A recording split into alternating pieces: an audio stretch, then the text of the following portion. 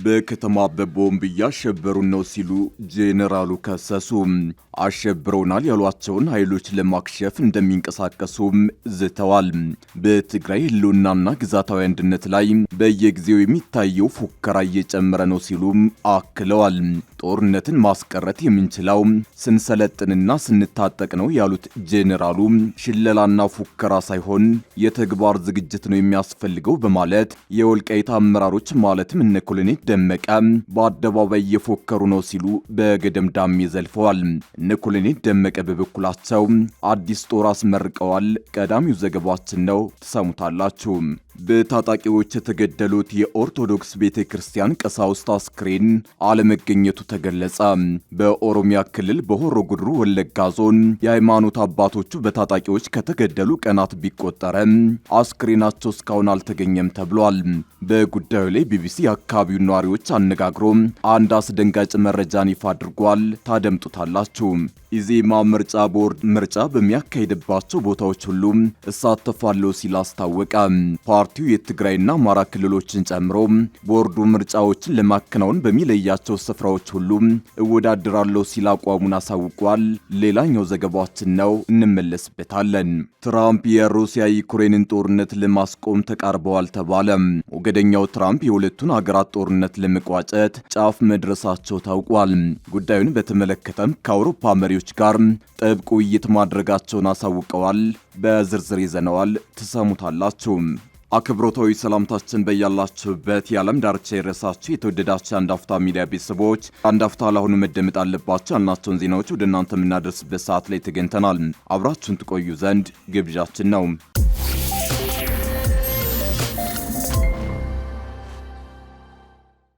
በከተማ በቦምብ እያሸበሩ ነው ሲሉ ጄኔራሉ ከሰሱ። አሸብረውናል ያሏቸውን ኃይሎች ለማክሸፍ እንደሚንቀሳቀሱም ዝተዋል። በትግራይ ህልውናና ግዛታዊ አንድነት ላይ በየጊዜው የሚታየው ፉከራ እየጨመረ ነው ሲሉም አክለዋል። ጦርነትን ማስቀረት የምንችለው ስንሰለጥንና ስንታጠቅ ነው ያሉት ጄኔራሉ ሽለላና ፉከራ ሳይሆን የተግባር ዝግጅት ነው የሚያስፈልገው በማለት የወልቃይት አመራሮች ማለትም እነ ኮሎኔል ደመቀ በአደባባይ እየፎከሩ ነው ሲሉ በገደምዳሜ ዘልፈዋል። እነ ኮሎኔል ደመቀ በበኩላቸው አዲስ ጦር አስመርቀዋል። በወታደራዊ ትርኢት በታጀበው ኮማንዶ ኃይል ምረቃ ላይ ንግግር ያደረጉት ጄኔራል ፍስሐ ኪዳኑ ወረራን የሚመክት ኃይል ገንብተናል ብለዋል። ጄኔራሉ ከወረራና ጣልቃ ገብነት የሚቀበል ህዝብ የለም ያሉም ሲሆን የቀጠለው ወታደራዊ ስልጠና የዚሁ አይበገሬነት ውጤት መሆኑን ገልጸዋል። የጦር ስልጠናው በትንሽ ኃይል ታላላቅ ድሎችን ማግኘት ያስችላል ያሉት ጄኔራሉ የኮማንዶ ኃይል ለልዩ ተልዕኮ የተዘጋጀ መሆኑን ጠቁመዋል። ወልቃይት ጫፍ እስከ ራያ የተሰማራውን የህወሓት ጦር የሚመሩት ጄኔራሎቹ በአንድ ላይ በተሰባሰቡበት በአዲግራቱ ወታደራዊ ትርኢት መድረክ ላይ ኃይላቸው ለውጊያ ዝግጁ መሆኑን ገልጸዋል። ጄኔራሎቹ ለምን እንደሚዋጋና እንደሚሰራ የሚረዳ ሰራዊት ገንብተናል የሚል መልእክት አስተላልፈዋል። ጠላት መጥቶብሃል እያሉ እያስፈራሩ መክት ዝመት አይደለም፣ ነገር ግን ብቁ ወታደር መኖር አለበት። አሁን ያለችውና የወደፊቷ ትግራይ የተዘጋጀ ሰራዊት ያስፈልጋታል። በሁሉም ረገድ መዘጋጀት አለብን። ይህን የምናደርገው ጦርነትን ለማስቀረት ካልሆነ ደግሞ ኪሳራውን ለመቀነስ ነው በማለት አብራርተዋል። ጄኔራሉ በዚህ ንግግራቸው በከተሞች አመጽ ለመቀስቀስና የቦምብ ጥቃት በመፈጸም ሊያሸብሩን እየሞከሩ ነው ያሉ ሲሆን ይህን የሚያደርጉትም ከኛ ወገን የነበሩ አካላት ናቸው ሲሉ ከሰዋል። ይህ በእንዲህ እንዳለ ኮሎኔል ደመቀ ዘውዱ የተከዜ ዘብ ኃይላቸውን ከገጠር እስከ ከተማ ማሰልጠናቸውን ቀጥለዋል። በዛሬው ዕለት ከፍተኛ ጭፍጨፋ ባስተናገደችው ማይካድራ ከተማ የሰለጠነ የተከዜ ዘብ ተመርቋል። ማይካድራ ላይ የተመረቀው የተከዜ ዘብ ተገቢውን ወታደራዊ ስልጠና የወሰደ ነው ተብሏል። ቁጥሩ በውል ባይታወቅም የተመረቀው የከተማ የተከዜ ዘብ ኃይል በርካታ መሆኑን የዞን ኮሚኒኬሽን ያሰራጨው ምስል ያመላክታል። እነ ኮሎኔል ደመቀ ዘውዱ የተከዜ ዘብ ኃይላቸውን ማጠናከር የጀመሩት ህወሓት ወልቃይትን ለመቆጣጠር መዘጋጀቱን በሚገልጽበት አጋጣሚ ነው። ፌዴራል መንግስትና በህወሓት መካከል የተፈጠረው ውጥረት ተከትሎ በወልቃይት በኩል ጦርነት እንዳይቀሰቀስ ስጋት ተፈጥሯል። ህወሓት ባለፈው ሳምንት ባደረገው ስብሰባ ወልቃይትን ለመቆጣጠር ውሳኔ ማሳለፉ ይታወሳል። ህወሓት ወደ ጦርነት ከገባ ከአጋሮቹ ከኤርትራው ሻዕቢያና ከሱዳኑ ጄኔራል አልቡርሃን ጋር በቀጥታ የሚያገናኘውን ወልቃይትን ለመቆጣጠር እንደሚንቀሳቀስ እየተነገረ ነው። ወልቃይት ላይ ሁሉም በየፊናቸው ጦራቸውን አሰልፈው በተጠንቀቅ የቆሙ ሲሆን የነ ኮሎኔል ደመቀ ዘውዱ የተከዜ ዘብና መከላከያ ሰራዊት ተቀናጅተዋል። የተከዜ ዘብ የሚሰለጥነው በመከላከያ ሰራዊቱ ድጋፍ ጭምር ሲሆን የጦርነቱ አዝማሚያ ወደ ወልቃይት ማዘንበሉ ከወዲሁ እየተነገረ ነው። የህወሓት ኃይሎችና የነ ኮሎኔል ደመቀ ዘውዱ ኃይል በተከዜ ወንዝ ዳር ማዶ ለማዶ እየተያዩ ነው። ከሱዳን ድንበር ሸረሪና እስከ ተከዜ ጫፍ የተፋጠጡት ሁለቱ ኃይሎች ከዛሬ ነገ ጦርነቱን አፈነዱት ተብሎ እየተጠበቀ ነው። የነ ኮሎኔል ደመቀ ዘውዱ አስተዳደር የተከዜ ዘብ ኃይሉን ከጊዜ ወደ ጊዜ እያጠናከረ ነው። ለዚህም የሚያቀርበው ምክንያት በህወሓት በኩል ጥቃት ይከፈትብኛል የሚል ነው። በህወሓት በኩል ደግሞ ወልቃይትን ወደ ትግራይ ካላስመለሰ ሰላም እንደማይኖር እየገለጸ ነው። ወልቃይትን ማስመለስ የትግሉ ዋና ማዕከል አድርጎም እየተንቀሳቀሰ ነው። በሆሮ ጉድሩ በታጣቂዎች የተገደሉት የኦርቶዶክስ ቤተክርስቲያን ቀሳውስት አስክሬን አለመገኘቱ ተነገረ። በኦሮሚያ ክልል በሆሮ ጉድሩ ወለጋ ዞን ሁለት የኢትዮጵያ ኦርቶዶክስ ተዋሕዶ ቤተክርስቲያን አባቶች በታጣቂዎች ከተገደሉ ቀናት ቢቆጠረም አስክሬናቸው እንዳልተገኘ ተገለጸ። ህዳር 21 ቀን 2018 ዓ.ም ቀሳውስቱ ባህራቱ ማርያም ቤተክርስቲያን ዓመታዊ ክብረ በዓል ታድመው ወደ ሻምቡ ከተማ እየተመለሱ ሳለ ነበር መኪናቸው በታጣቂዎች እንዲቆም ከተደረገ በኋላ ወደ ጫካ ተወስደው የተገደሉት። በጉዞው ላይ አብረዋቸው ከነበሩት ቀሳውስት አንደኛው በጅማ ገነቴ አካባቢ የቅድስት ማርያም ክብረ በዓል ነበር። ከስነ ስርዓቱ ስንመለስ 9 ሰዓት አካባቢ ታጣቂዎች አስቆሙን ሲሉ ለቢቢሲ ተናግረዋል። እኚህ የዓይን እማኝ በመኪናው ተሳፍረው የነበሩ 20 ሰዎች እንደሆኑ ገልጸው ከ20ዎቹ መካከል 10ሩን አስወርደው ወደ ጫካ ወሰዷቸው። የተቀሩት በበቆሎ ማሳ ውስጥ ተበታትነው በመሮጥ አመለጡ ብለዋል። ቄሱ እንደገለ ታጣቂዎቹ በሻምቡ ከተማ መግቢያ ላይ መንገድ ዘግተውና ስናይፐር መሳሪያ ይዘው ነበር።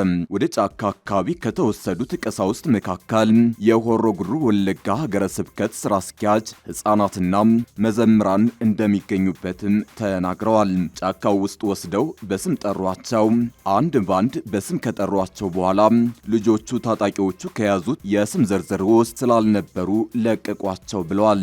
4ቱ ሰዎች የሆሮ ጉድሩ ሀገረ ስብከት ዋና ኃላፊ መልአከ ኤዶም፣ ቀሲስ ዱጉማ ዱፋ፣ ቄስ ቀናሳ ጊዲሳ፣ ቄስ ደሳለኝ ነሞምሳና ቄስ ባቡሹን ጠሩ ናቸው ሲሉ በስም ጠቅሰዋቸዋል። ታጣቂዎቹ የኦሮሞ ነጻነት ሰራዊት አባል ናቸው ሲሉ ተናግረዋል።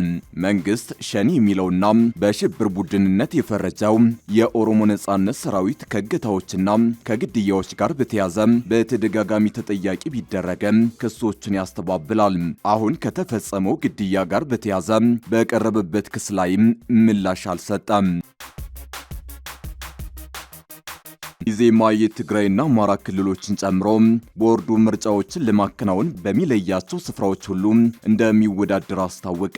ኢዜማ በዛሬው ዕለት መጪውን 7ኛው ዙር ምርጫ አስመልክቶ በሰጠው ጋዜጣዊ መግለጫ ሁለቱን ክልሎች ጨምሮ ብሔራዊ ምርጫ ቦርድ በሚለያቸው ስፍራዎች ሁሉ እንደሚወዳደር አስታውቋል። ኢዜማ ይህን ከማለቱ ጥቂት ሳምንታት በፊት በቃል አቀባዩ ሚካኤል አስግዶም በኩል መግለጫ የሰጠው ህወሓት ፓርቲውን በህገወጥ መንገድ የማገድና በትግራይ ህገወጥ ምርጫ የማካሄድ አዝማሚያ በማለት ሁኔታውን ግዴለሽነት ውሳኔ ሲል በይኖት ነበር። በትግራይ ህገወጥ ሲሉ የጠሩትን ምርጫ የማካሄድ ፍላጎት እንዳለ የሚገልጹት ቃል አቀባዩ ይህም ህወሓትን ኢላማ በማድረግ ህዝቡን ለማጥቃት መሆኑን ተናግረው ነበር። በአማራ ክልልም 2 ዓመታትን የተሻገረ በትጥቅ የታገዘ ግጭት በመቀጠሉ የሰዎች ህይወት መጥፋት፣ የአካል ጉዳት እየደረሰ መሆኑን የኢትዮጵያ ሰብአዊ መብቶች ጉባኤ ኢሰመጉ በዛሬው ዕለት እንኳን ኢዜማን ያወጣው መግለጫ ያመለክታል። ኢዜማ ግን ቃል በቃል የህወሓትን ዛቻና የአማራ ክልሉን በትጥቅ የታገዘ ግጭት ባይጠቅሰም ቦርዱ እነዚህን ክልሎች ምርጫ አካሄደባቸዋለሁ ካለ እንደሚወዳደር አስታውቋል። ፓርቲው በመግለጫው በአንጸባረቀው የአቋም መግለጫው ከዚህን ቀደም በተደጋጋሚ እንዳሳወቅሁት ኢትዮጵያ ያለችበትን ሁኔታ የተረዳ የመፍትሄ አማራጭ ሀሳብ ማቅረብ አንዱ ዓላማዬ ነው ብሏል። ባለፉት ዓመታትም ይህንን ስራ በመስራት በዜጎች ደህንነት፣ የምጣኔ ሀብትና የህግ የበላይነት ላይ የልዩነት ሀሳቦችን በማንሳት ሳሳይ ቆይቻለሁ ባይ ነው። ፓርቲው የኢትዮጵያ ምርጫ ቦርድ ግንቦት 24 ቀን 2018 ዓ.ም ለማካሄድ ቀን የቆረጠለትን ሀገራዊ ምርጫ አስመልክቶ ኢዜማ ለመወዳደር መወሰኑን አስታውቋል።